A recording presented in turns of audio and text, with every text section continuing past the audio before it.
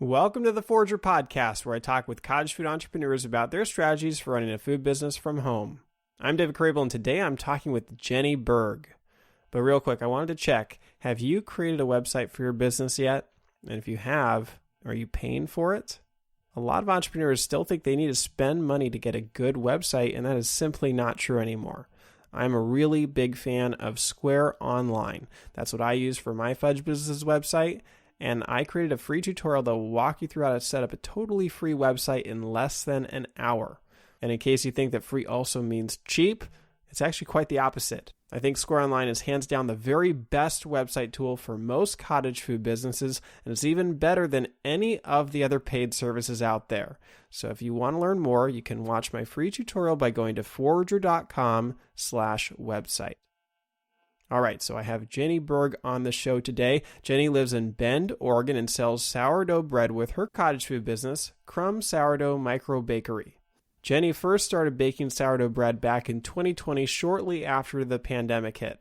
And actually, a lot of people started baking sourdough bread back then. It was like a sourdough renaissance. People were stuck at home, and it became a very popular hobby. And many of those bakers, like Jenny, started to sell their bread under the cottage food laws. But not many bakers have turned their newfound hobby into such a successful business. When she finally started selling in 2021, her business took off and she hasn't looked back since.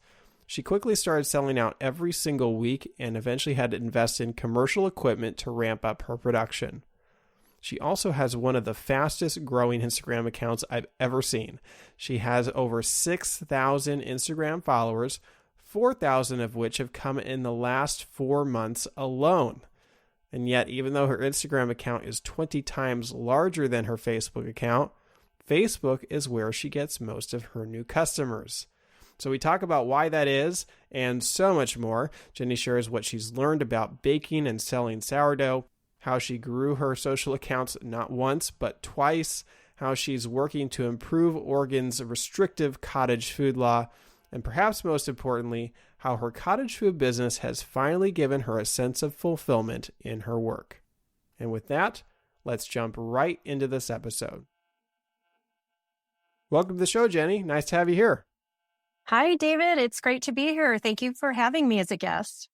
So, Jenny, can you take me back to the beginning of this journey? How did it get started? Well, my journey actually began during the COVID lockdown in 2020. And I have a friend, and I saw her post on Facebook, this beautiful sourdough loaf.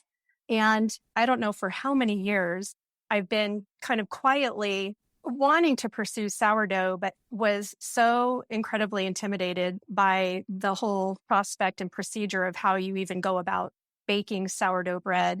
But seeing her post, I got a little envious and that if she can do it, I can do it. And we started messaging, and she just really simplified things for me. And she said, you can totally do this.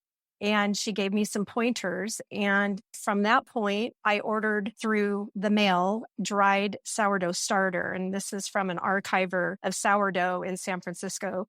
They advertise it as over 100-year-old sourdough starter.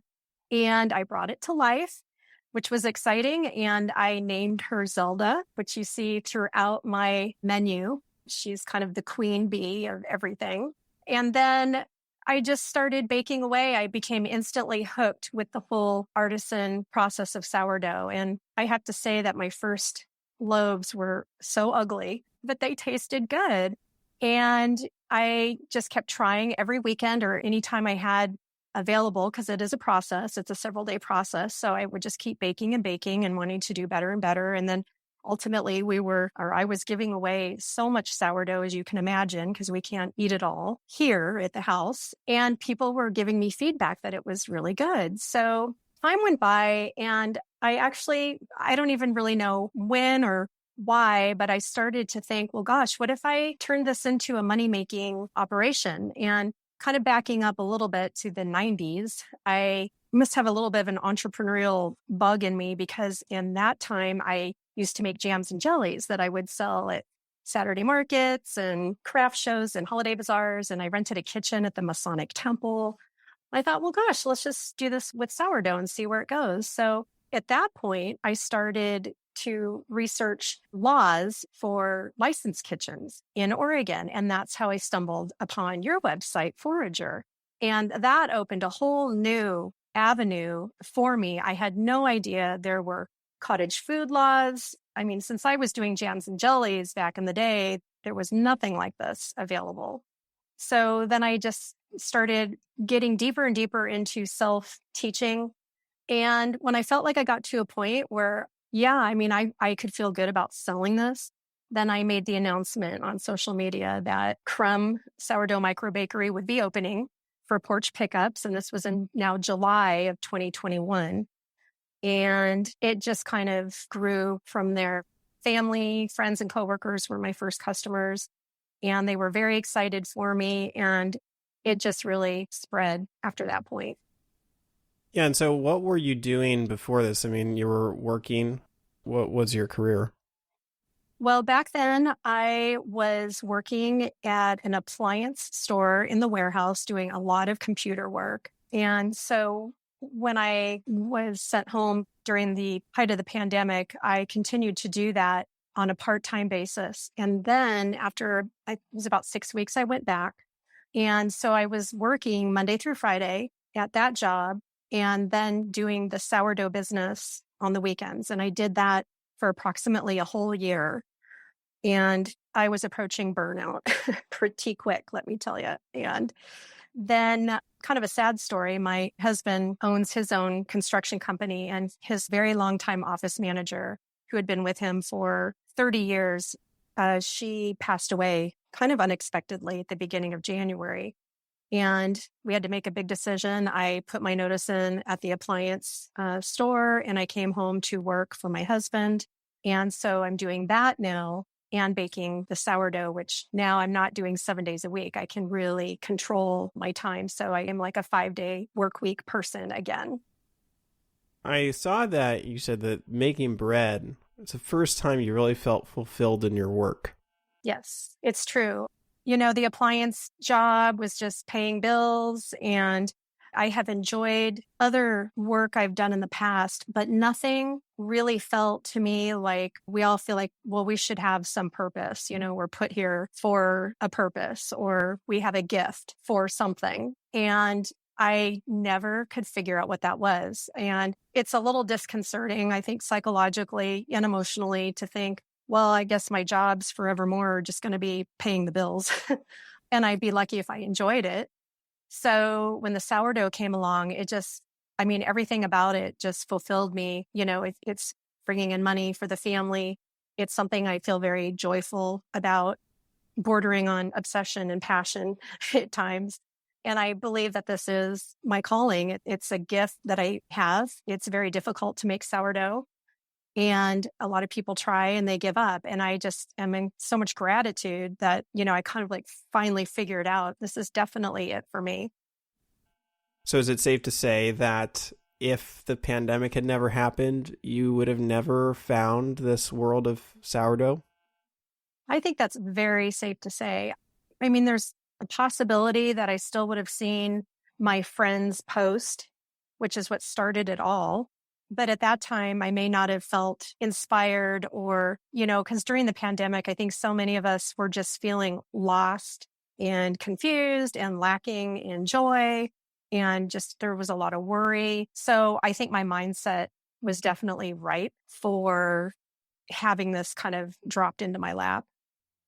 Well, yeah, I mean, there was like, I would say, a sourdough renaissance, right? During the pandemic. It seemed like almost everyone was starting to make sourdough, but very few of them continued to make it and actually turn it into a real substantial business like you have. So we'll get into that.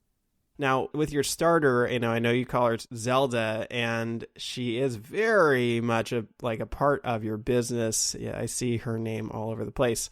But was that like an intentional thing for you to like try to incorporate your starter like as an important marketing piece, or did that just kind of happen? Well, I knew after I kind of, you know, resurrected her from her dried condition, it's a living thing, really. And I had to give her a personality and a name, and she just embodied female to me. I don't know why. So when I did come around to starting the business, I did consider calling my business Zelda. But then I thought I would get so many questions like, who's Zelda? What's the story? And I didn't want to have to constantly be explaining, well, it's my starter. But I didn't want to totally ignore her because without Zelda, I don't have sourdough bread. So I just decided I would name a lot of my menu items after her. And she's prominently written about on my website. So I don't know, it's just kind of been a fun way to keep honoring her. And then the fact that I was able to just not kill her, which can happen. A lot of people struggle with their starters. Certainly, it's memorable and it adds an element of uniqueness to your business. So if we go back to 2020, you're trying to learn how to do sourdough, you're making a lot of bread, you're giving a lot of bread away. But how are you learning? I know you got started with this friend, but I mean, were you learning from other bakers? Were you finding information on the internet? How are you figuring it out? Definitely. I am completely self-taught. So I found prominent sourdough bakers on Instagram and on the internet and on Facebook. And I just followed as many as I could. And many of these people share a lot of their techniques, or they're willing to communicate with you in a direct or private message, which is so wonderful about the baking community. I've just found everybody's willing to share what they know within reason, or some people are very busy and I never want to intrude on someone's time. But in the beginning, people were very generous with giving me tips behind the scenes. And then I bought books. I have many sourdough books by some of the masters. I would make up recipes, see what worked, what didn't, and then not being afraid to make mistakes because mistakes are going to happen. And again, that's another great learning tool. And even with now that I have customers, I still kind of push myself. And if I make a mistake, I'm not going to pretend that I didn't notice. Fortunately, I have found that my customers are very gracious and I always make it up to them in some way. They get free bread down the road. But I just think for me, self-teaching, doing it and making mistakes has been the greatest teacher of all. What are some of the people that you were following? Are there ones that you would recommend, books that you would recommend? Well, my first book was by Ken Forkish, Flour, Water, Salt, Yeast. I think I got the order of that correctly. Of course, then Tartine by Chad Robertson is another book that I just absorbed.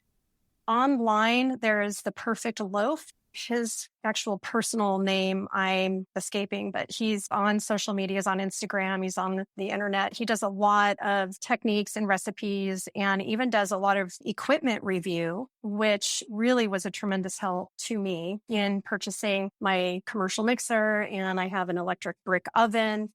And, all of that can be really intimidating. There's a lot to choose from out there.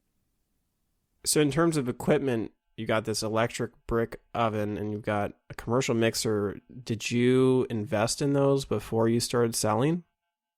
No, I did not.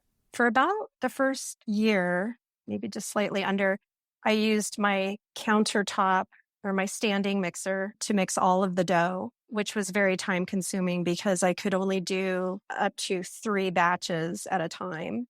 And I have 2 mixers, so it helped a little bit. And then I literally slugged heavy cast iron Dutch ovens during that time as well.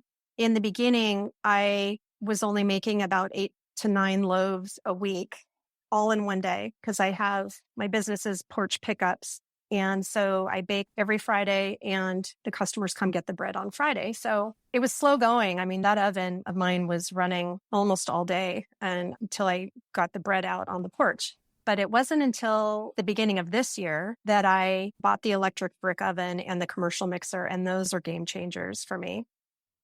So what kind of oven did you buy? I have a Rofco B40. When I ordered it, it was on back order for months. So I had to wait until, I didn't get it actually until February or March of this year, and I had ordered it in about November prior to that. And they're still on back order right now. I'm planning to get a second brick oven, but not from Rofco.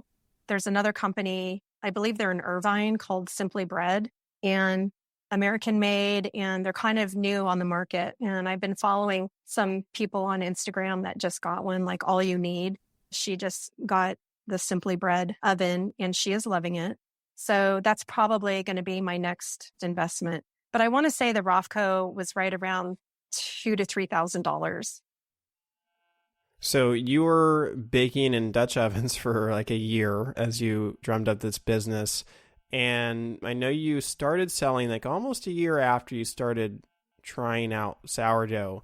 Did you just take a year before you felt like you were comfortable with it? Or was it because you just didn't know that it was even legal to sell your homemade bread?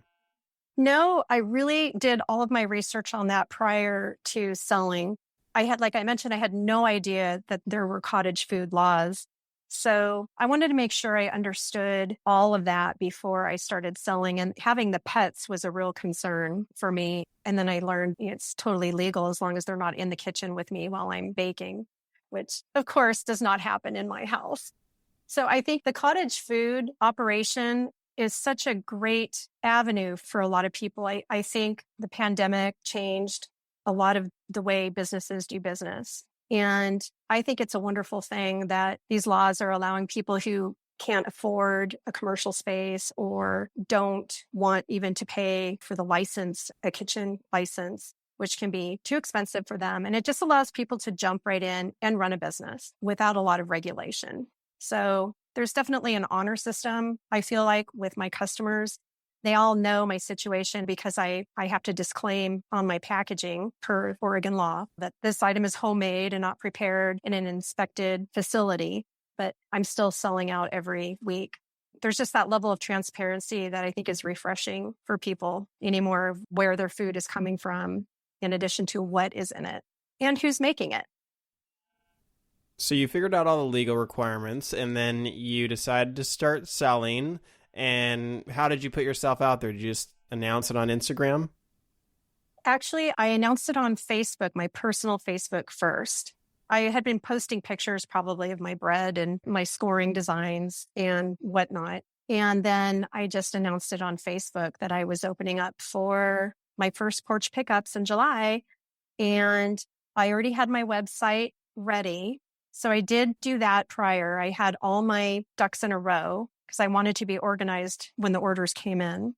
I did invest a little more money in my website because I got some additional tools and some extra features. You know, everything's always extra if you want to do this, this, or this.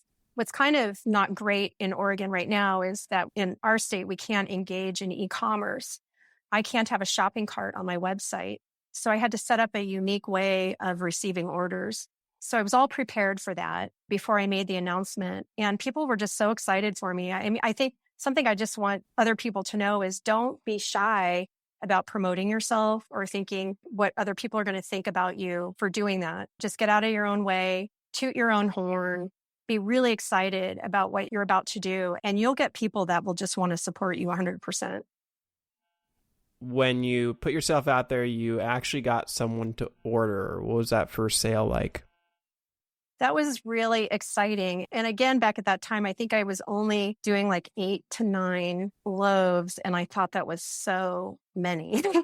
And so I got them all put out on the front porch. And I really took a lot of care with my packaging. I wanted immediately to have a professional looking brand and a presence. Like, this is not my hobby, folks. This is my business now. And so put the bread out. And then I can remember my husband and I peering out the window as my first customers were coming to pick up their bread. And we were just giggling.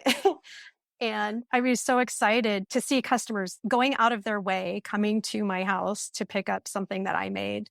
Yeah. And I kept wanting to ask everybody as soon as they got their bread, hey, do you mind cutting it open? I really want to see what the crumb looks like. And it was so hard letting your bread go and not being able to see what it looks like on the inside, because if you're a sourdough baker, the crumb, you know, the pattern of the holes and all of that on the inside is a big deal. But I got a lot of really great feedback. I had one customer who was very upfront with me, who told me it was really dense. So I had to really figure out what was wrong there. And I made her another loaf for free.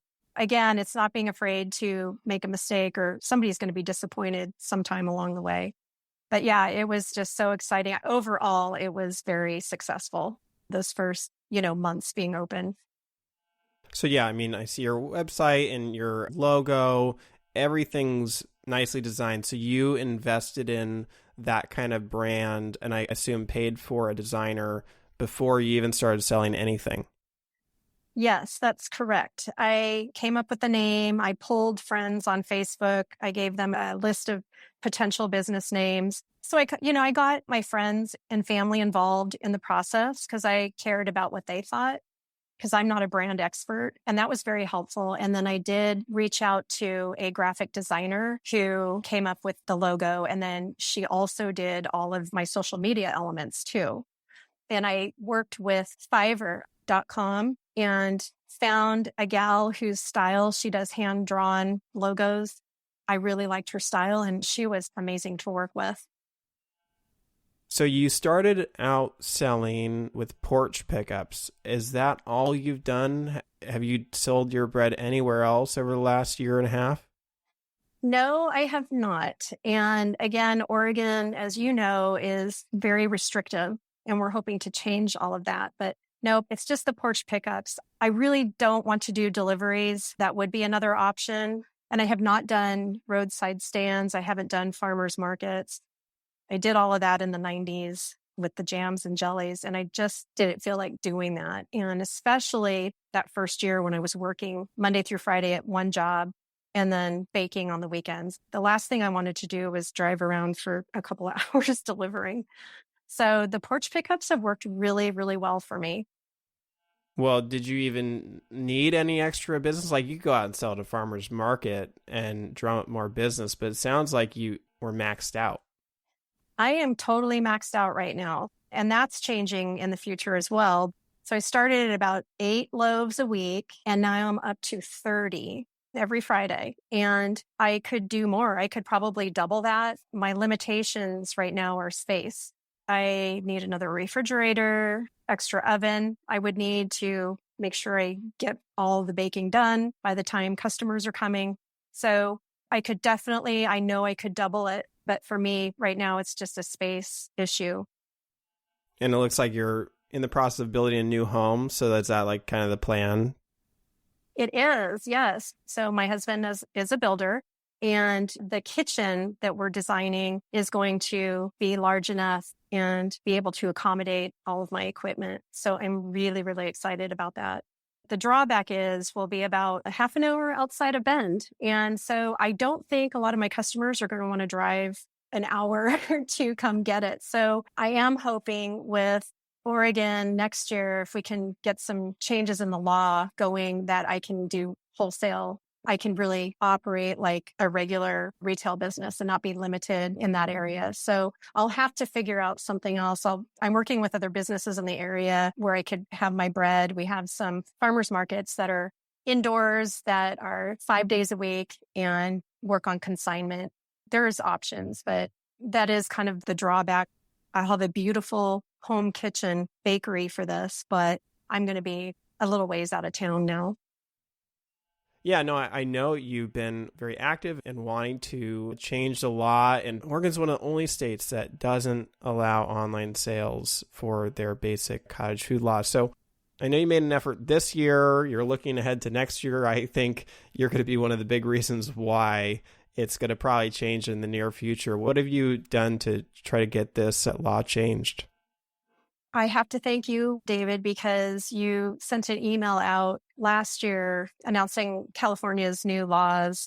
You were very, very forthcoming in how that happened and what agencies were involved in getting it done. I remember when I first started doing this, I was thinking, wow, I don't like the limits that we have. And I'm saying to my husband, how do you even go about getting a bill introduced into legislation, or how do you change the law? I mean, I'm not, poli-sci in high school was a long time ago, so I don't remember all the procedures. And then your email came in. It was the perfect timing.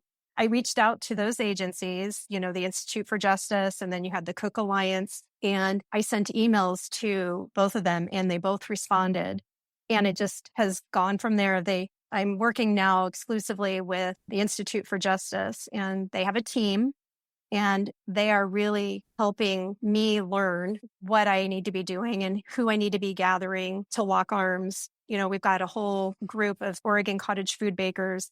We're ready to go and be the activists or go testify when this is introduced and up for vote. So we're ready to go, but I really couldn't do it without the Institute for Justice's help. They've been amazing to work with. So it's interesting to see how this whole process is evolving, but we really want to change most of what's currently the law in Oregon right now. It's very limiting. Yeah, I mean, I also would have not tried to start a bill last year in California if it weren't for the Institute for Justice being on board to help out. So they are great. And I know that you tried to run a bill through the legislature this year. It didn't work out. What kind of went wrong there? Well, we had just missed the deadline. There were many, many of us who sent emails out to our legislatures in office, and we got a lot of response back. They were supportive, but saying, well, it's too late for this year. So we ultimately did get a senator, Senator Tim Knopp, stepped up and said he would sponsor our bill, but it's got to wait now till 2023. Yeah, well, if there's one thing I've learned with legislation, you have to be patient. Like I tell people, it's going to take time. Sometimes it takes years, but kudos to you for sticking with it. And I have a feeling that it'll probably be changed next year as you and the Institute for Justice and others work on it. So going back to your business, you started not quite a year and a half ago, started to sell. Did you start to sell out every weekend those first few weekends? Like you only had 9 loaves available, right?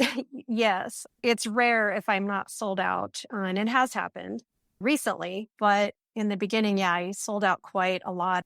And one unique thing that happened very early on that really jump-started the business was I had a customer who heard about me through word of mouth. So now things were starting to go beyond my friends and family. It was turning into Instagram and Facebook are my biggest areas where I get new customers, and then word of mouth. So the gal who's heard about me through word of mouth bought bread. Ironically, she's the one that told me the first one she bought for me was really dense. I just wanted to crawl under a rock at that point. So I baked her another one, and she loved it so much that she posted pictures of it in 2 foodie Facebook groups for Bend. Bend is a very foodie community. So these are well-populated groups. And she tagged me and I saw it come in, and the orders that night, David, came pouring in. And that was really the impetus for the next level of growth for my business. I hated the thought of turning anybody away. So I said, well, I'm just going to have to bake more. So that's how I gradually kept increasing my output until I'm where I am right now. So I imagine in the early months of your business, it was just kind of exciting. Things were new, things were growing, expanding rapidly. Did it ever kind of settle down at some point? No, it kept going, and I would be sold out the whole month, maybe within the first week of the month. Lately, though, like I alluded to, I have not been selling out, and I know that there's different reasons for that. I think what's going on over in Ukraine is finally catching up with us with the whole wheat industry. Flour prices are rising. And then with inflation, I think it's finally hitting people in the pocketbook now more than it was early on. So I'm finding that I'm not selling out. I've had a couple of weeks now where I haven't. But then like last week, I was sold out. So I'm not worried. I'm still on the trajectory of growing, but I just have to accept right now that people's discretionary spending is not as much. They don't have as much freedom with that right now. Yeah, and that raises an important point, is that it looks like you probably from the beginning went with all organic, everything. That's not cheap. No. And then also you have like a very special flour that you buy and everything. So you can talk a little bit about the decision-making process to go a real high-end route. Yeah, I knew early on that I wanted to be organic because that's how I live personally. I support that whole sector. I knew my price point was going to be higher as a result. I don't know that every community could support that. Bend is really unique. Like I say, it's very foodie here, and they do pay more for handcrafted food or that's not processed or fast or chemical laden. People are really into their food here. So the cost of living here is rather high as well. So I do keep track of all of my food costs. I have a spreadsheet, so I know what my margins are. And I have not had to raise my prices at all since I started. Even though my prices have gone up slightly, I have a wonderful margin. So I buy as much as I can in bulk. And here's a neat little tip too. I have a friend here. She's a fellow sourdough baker. She and I met because we're both bakers. We met on Instagram. Some would say, well, she's kind of my competition, but she's really not. We've really created an alliance and we use the same flour. And we go in on a distributor who will normally a 50-pound bag coming from Utah would be, that was a lot of money in UPS delivery fees. So we go in together, we hit the minimum amount that is required to order. The truck comes over, it gets delivered to a restaurant here in town, and we go over and pick up our flour from the restaurant. So it's really great if you can connect with other bakers in your community and save on costs like that. All right, so this is interesting. So you're getting your flour from a distributor, I guess, in 50-pound batches, and they're backing up a truck to deliver it, right? So they need a loading dock, probably. Yes. So you're working with the restaurant to get it and then collaborating with another baker to make it affordable. That's a really unique solution to some of the limitations of having a home business. So where do you get your flour from? I researched so many flours, I got so many samples, and I finally settled on Central Milling out of Utah. I tested different blends. They don't blend it for you, but I ordered different kinds and I blended my own. It's now my proprietary flour blend. It's the base of most all of my sourdough varieties. Also, for people that are buying huge, like 50-pound bags of flour like I am, I like to take all my flour out of the bags. And so I can scoop out my flour. And I have found that you can buy 50-pound dog food tubs on casters at chewy.com. And it's a lot less expensive than the restaurant supply stores and they're food grade. So yeah, your bread is definitely, you're not giving it away. It's well priced. So can you talk a little bit about what you are charging currently for your bread? So my basic, the Zelda Original, is $12. What you get is over a pound of bread. Then from there, breads that have inclusions in them, like my jalapeno cheddar, roasted garlic and rosemary, chocolate chip, those all go for $14. And then I have a real high-end bread that it's a recipe that I created all by myself and was very proud of it. She's called Zelda After Hours. And that has rum-soaked cherries, and we're talking top shelf rum. And there's cardamom in it and then chocolate chips. And I have a lot of customers for $18 buying that and loving it. Yeah, can you share a little bit? You shared a few of your flavors there. What are some of the other flavors that you have? Those are my standard flavors. Every month, though, I offer a seasonal specialty. And I look, if it's like strawberry season or this month, a lot of corn is being harvested. So I will come up with every month, and it's usually $14 for the specialty. Sometimes it's $16, depending on the ingredients. So this month I called it the Cornivore. And I sourced local sweet corn, organic sweet corn, and then stone ground cornmeal locally. And it's kind of a double corn sourdough. I've done strawberry and balsamic and black pepper sourdough before as a seasonal specialty. I've done matcha and chocolate chip. I did that one in March for the green color. Next month, I'm doing a pumpkin spiced sourdough in the cute little pumpkin shapes that you see so many sourdough bakers making. And that will be $16. So that's been a really helpful thing for my business, is keeping it fresh and exciting for your customers, because even I get bored baking the same old thing. So it keeps me fresh and excited. It keeps my customers excited, and I'm communicating with them more often because I'm announcing what the specialty will be. So I'm staying at the forefront of their purchasing minds. I'm keeping them excited, and invariably following an email announcing the specialty, I get a lot of orders coming in. So be sure to get your customers' emails. I don't accept any orders through DM or private messages. It all has to go through my order form so that my website will capture all of my customers' information. So it's very easy for me to do an email marketing campaign from that. Would you say that is a seasonal or specialty bread the best seller in each month, or what are your top sellers? Top sellers of the main loaves I offer are the roasted garlic and rosemary. Then it would be the jalapeno and cheddar. Chocolate chips, a big deal. But I think of the seasonal specialties. I'm trying to think back what would be a really popular one. The strawberry, balsamic vinegar, and black pepper was probably the most popular. So it's surprising. I mean, the original, your just basic loaf, is not one of your best sellers. Oh, well, yes. I'm sorry. That is probably my best seller because a new customer will kind of be playing it safe and just ordering that to see if they even like my bread. So yeah, how could I forget about Zelda?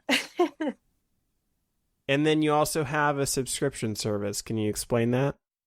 Yes. So this is another great tip that bakers should consider. Again, it's keeping it fresh for customers and it's money saving. I offer monthly subscriptions. So each month a customer can sign up for every week of the month, whatever they want. I limit it to 2 loaves a week and you save $1 off each loaf. And it's got to be every week of the month. And I require payment on any order. I require full payment within 24 hours to fully reserve your spot. So I will have people pay for that whole month up front within 24 hours. Then they're guaranteed bread every month. They don't have to run to the computer, place the order through my clunky order form because of the whole can't do e-commerce thing. So it's time saving for them. And then they don't have to worry about running out of bread because I do sell out typically. And how do people typically pay you? Venmo is the most popular, then PayPal, and I do take cash in exact change. And again, it's got to be delivered to me within 24 hours. Would you say most of your customers are subscribers, or what's the split? In the beginning, I had a lot of subscribers, but no, it's not the majority, surprisingly. And during the summer months, people are just gone too much and they're not here to get bread. So that has tapered off, but it's starting to pick back up again. So no, I still get customers that order every week or maybe 2 to 3 out of the 4 to 5 weeks every month. And again, it's because they're not here in town or they're traveling or what have you. I noticed at the bottom of your order form, you say, how did you hear about me? That you have that question. What is the most common answer to that question? The most common answer is Facebook, followed by Instagram.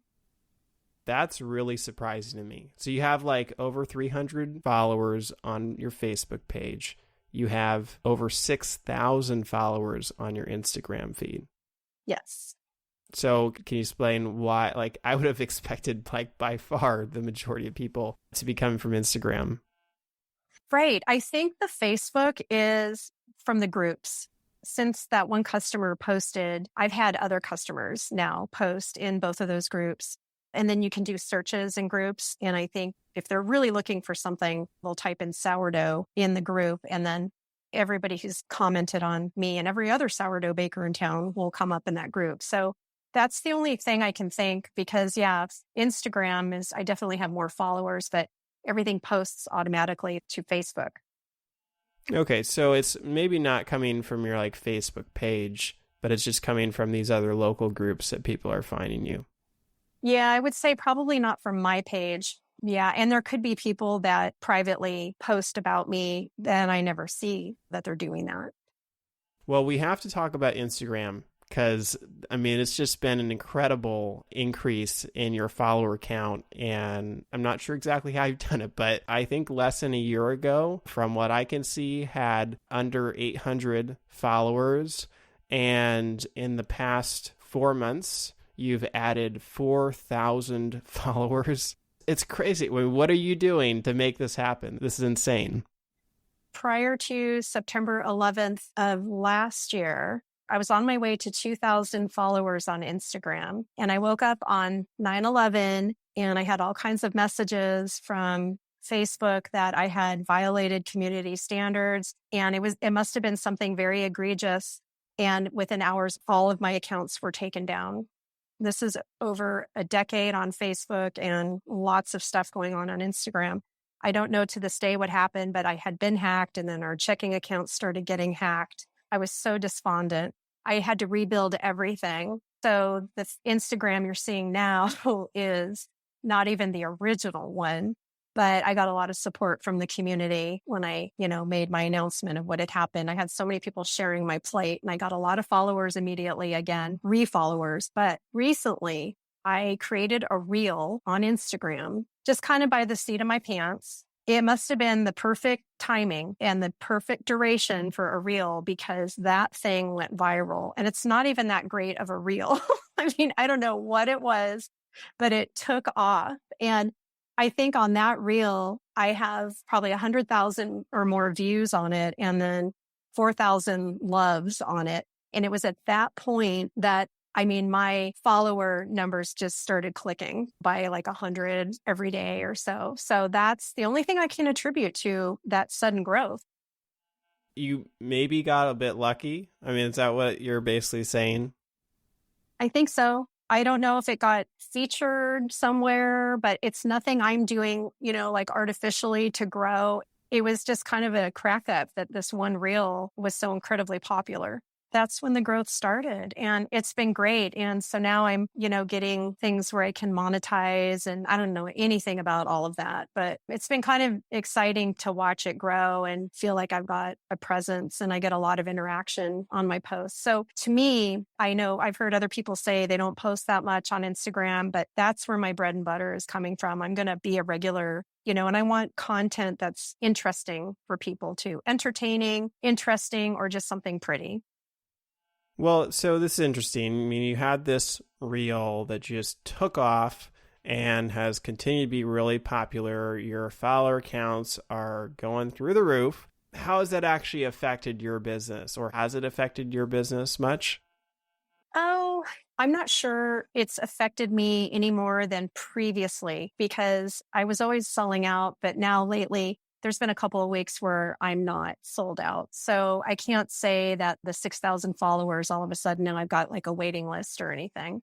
But I think to be consistent, and I'm still going to be consistent, I know it's going to go through this cycle. I am getting a lot more interaction and private messages on social media. So, I think I'm more on the radar screen. I don't know if people are necessarily in that moment placing orders, but they're aware of me now. So I think I'll be seeing the fruits of that down the road. Have you gotten more people reaching out to you, like media or just people who are wanting to learn from you on Instagram? Yeah, both. I get a lot of inquiries from people just starting out and I help them. I give them links. I always include your link because I say this is where I started. And this is where you need to be if you're going to do cottage food operations. So I do a lot of that. And interestingly, last year, I got a call from one of the local news stations here in town, TV News, and a reporter wanted to come out and she saw my pumpkin-shaped sourdough loaves and wanted to come do a fun little report on me. And so she came over on a Sunday when I was baking and she filmed me, and it was this fun little interest story on the news. And again, so orders started pouring in after that. And a lot of my returning customers are from that news story. And I still will occasionally get, how did you hear about me? They'll choose the news story. All right, so maybe you got a little bit lucky with the reel, but you had been approaching 2,000 followers on Instagram, just over a year ago, and then you rebuilt it. So, you've worked it up to, I guess, over 2,000 subscribers before that crazy reel happened. So clearly you're doing something right. So what are some of the techniques you've used to build your Instagram account? Well, again, I think being consistent is important. You want to stay present as people are going through their feed. If you go vacant or dead air on Instagram, I think you lose traction. So being consistent, taking high quality photos is key. Food can be very tricky to photograph, and I do everything on my iPhone, and the videos I do are not always perfect. The lighting may be poor because I tend to turn out all my lights and use natural light whenever I can. I just think being genuine, having attractive photos, and offering something of value in addition to just the pretty picture. So offering a tip. I mean, I've got followers who are other bakers wanting to grow their business or start a business. So I need to cater to them.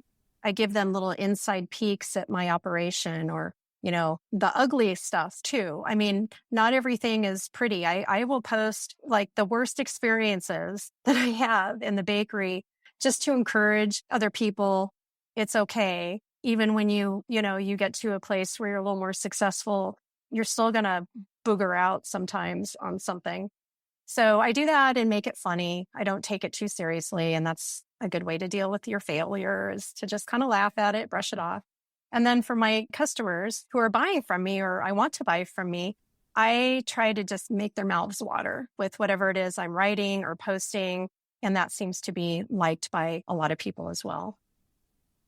So can you talk a little bit about the process that you go through to make your bread? Sure. So I bake Fridays. So that means that the process for me starts Wednesday. My ordering cutoff for Fridays is Tuesday. And that way I know how many customers I have. So Wednesday is when I build up my starter quantity. And that was a real conundrum for me getting going, is how do you build up this massive amount of starter or levain to bake 15 loaves of bread? I mean, my goodness, how much flour am I going to have to go through on this? And I developed a system that works for me, which I only maintain and feed about 30 grams of starter throughout the week. Come Tuesday, I start building it up. And come Wednesday, now I know I have, let's say, 30 customers for Friday. I know I'm going to build up my starter to, I need about 6 quarts of levain. And I will do what's called a 1 to 5 to 5 ratio on Wednesday, where it's 1 part starter to 5 parts water to 5 parts flour. So then that gets all bubbly by Wednesday. I put it in the refrigerator to what's called retard it, to stop it from growing. And I need to measure out all my flour, because now I know how many customers I have, how much flour I need to weigh out. And then Thursday morning, I will start making the dough. So I pull the levain out. I get my mixer going. I start putting all my different varieties in the mixer and going, and it cold retards in the refrigerator Thursday night in their proofing baskets. And what that will do, that now makes the acetic acid produce, which will give it that traditional, more sour flavor than if you were to not do that process. But that's like really, I think, a baker's personal preference, whether they want to do the cold retard or not. I know a lot of bakers don't do that. And I affectionately call Thursdays dough day. It is like manic, it's messy, it's frustrating at times because you're trying to nail your fermentation. If you mess that up, your bread's gonna not do what it's supposed to do. It can be pretty stressful. And then Fridays are my favorite day. Wake up bright and early. I fire up the oven and I start baking away. And I know within the first batch if I've nailed it or not. If they're not good in the first batch, I'm not very happy for the remaining bakes. But it's mostly stuff that I would notice anymore, not that a customer would notice. So yes, the whole process for me starts Wednesday. When I think of making sourdough, I mean, I haven't made it myself, but it seems like it's like quite a workout, right? It is. Yes. I'm stretching and folding over 30 pounds of dough on dough day. So the reason I do not hand mix my dough, and I know I admire bakers who do, if they've got this quantity and they're hand mixing, and that is very traditional. My first batch that I tried hand mixing, I strained a muscle in my arm, which put me out of commission. So for me, it's not an option. It's not just out of convenience that I use the commercial mixer. But yeah, you have to be careful. If you're hand mixing that quantity of dough and stretching and folding, you can injure yourself. Can you explain a little bit of the difference between your sourdough bread and what you can buy at the store? Oh, absolutely. There's such a big difference. There's a term out there called sour faux, as in fake. Much of commercial sourdough bread does not go through the process that I just described. It's like Wonder Bread with vinegar added. There's no care taken to bulk ferment. It's pretty artificially flavored. There's stabilizers added to the bread. And when you look at the label of ingredients, you'll immediately see a difference between a plain commercial sourdough and an artisan sourdough will just be water, flour, salt, and wild yeast. And that's it. That's all it should be. So people who buy commercially, oftentimes, well, I've got I've got several customers who have gluten intolerances and they are unable to eat any bread, any commercial bread, but they can eat my bread.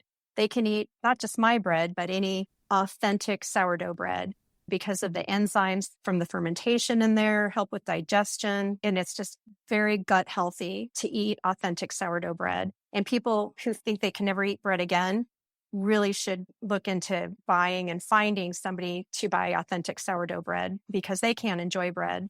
I have one customer who told me her 4-year-old daughter, who has never eaten bread in her whole life because of eczema reactions, was able to eat my bread with no issue and actually loves it. So it's very thrilling when I hear that. As you're making the bread, as you alluded to, like sometimes things don't go according to plan. Have there been any failures or things you've tried that just haven't worked out that stick in your mind? Yes. The one loaf where I mentioned to you was probably my most popular seasonal, the strawberry balsamic vinegar and black pepper. The very last week of that month, I think this was in May, I offered it, which is strawberry season. I was really confident because it had been going well all month. I had probably 8 to 10 of these ordered. I put them in the oven, in the brick oven, and I knew something right away was wrong. They flattened out to a frisbee and they were burned on the bottom. So they were either over fermented, under fermented. I didn't shape them well. I mean, it could be a myriad of things that affected the gluten structure of this batch. And I was so crestfallen, I could cry. And that was the hard call where I had to call all of my customers that morning and tell them, your bread is terrible. It's flat. I don't know what happened. You are welcome to come get it. It's probably still delicious because that's the thing with sourdough. It can look really ugly, but it's 9 times out of 10 going to taste still really good. I said, you're welcome to come get it. You will have a free loaf. You have a credit waiting for you when you order again. Well, sure enough, all of the customers, not one was angry with me on the phone, which I'm so thankful for. They all came and picked it up. And only one customer said she'll take the credit. All of the other ones said it was so delicious that they didn't need to have a standing credit for another loaf. And that just warmed my heart.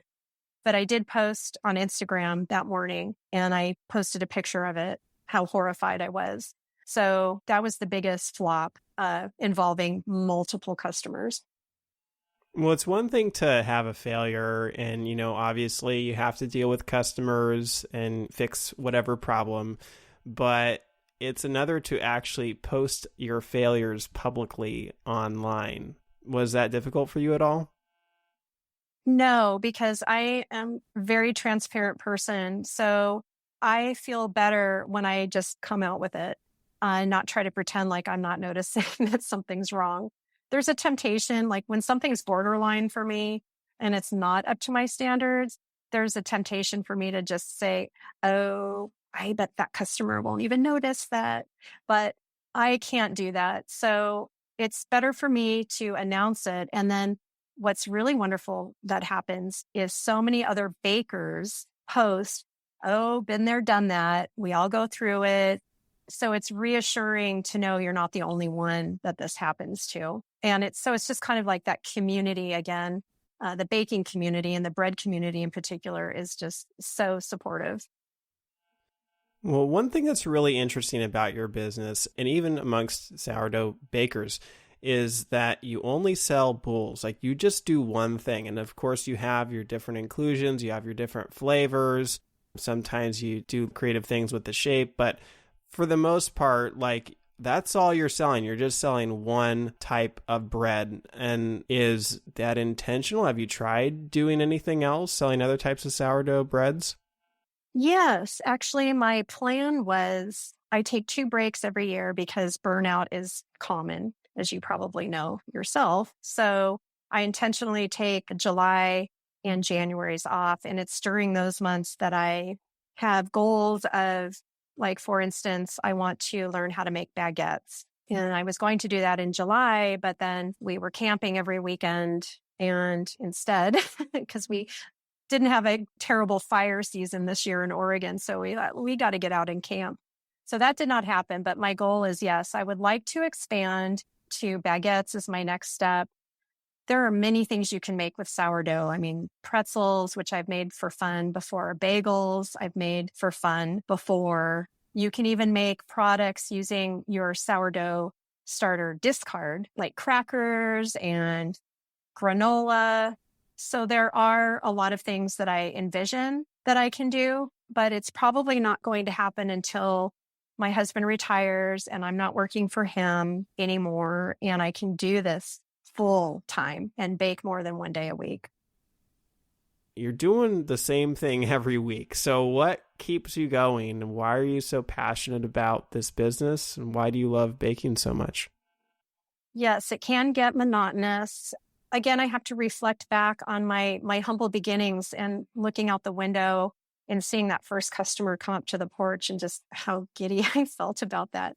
And just when I hear feedback from customers, I get that quite often that they say my bread is as every bit as good as San Francisco sourdough. I mean, I feel like, okay, I must have reached like the big time to get that kind of response. I feel like I hit a place where, yeah, I can really call myself a sourdough baker. I'm not faking it anymore. So looking ahead, are you planning on going full time with this? And like, what's your vision or plan for the future? Yes, my plan and vision are I do want to go full time. I would love to bake at minimum twice a week. I don't know. I still want to have my weekends available as me time. I don't know if it's even physically possible with sourdough to bake more than twice a week, given the preparation involved with each time. But my husband will probably be retiring in a few years. We'll be in that new home with the big kitchen. And so the plan is, yes, this will be our main source of income. And he's ready to be my delivery guy, or he can't wait. He loves his job, but he just envisions helping me being very therapeutic after 30 years in the building industry. So those are the goals that we have. And I really hope that works out. So do you think you'll, assuming the law gets changed or improved, like you'll just want to stay as a home baker, or would you envision yourself having a commercial bakery at some point? For now, I think it would be ideal if the law changes. So that's why you can see why I'm very motivated to work on getting an updated bill passed. Because my preference would be to stay at home and do this. Baker's hours are crazy and you have to sort of be present for the duration of it. And it would be difficult to have a commercial space, be away from home. I mean, it would be a lot of wonky hours having to be there. If the law supported what I can do at home, why not? I mean, it just makes the best sense. Well, thank you, Jenny, for coming on the show today. And, it's just amazing to see what is happening with your business. So if people want to learn more about you, where can they find you or how can they reach out? Well, I think the easiest way is through my website. And from there, there's access to my social media and my email and my order form. So my website is Crumb Sourdough Microbakery.com. It's a mouthful, but it should be easy to remember. And I believe if people just Googled Crumb Sourdough, I think by now my website will populate within the search engine. Oh, sounds good. Well, thank you so much for coming on the show and sharing with us today. Well, thank you, David. It was so much fun. That wraps up another episode of the Forager Podcast. For more information about this episode, go to forager.com/podcast/74. And if you're enjoying this podcast, please take a quick moment right now and leave me a review on Apple Podcasts. It doesn't have to be a long review, but it's truly the best way to support this show and will help others like you find this podcast. And finally, if you're thinking about selling your own homemade food, check out my free mini course where I walk you through the steps you need to take to get a cottage food business off the ground. To get the course, go to cottagefoodcourse.com. Thanks for listening, and I'll see you in the next episode.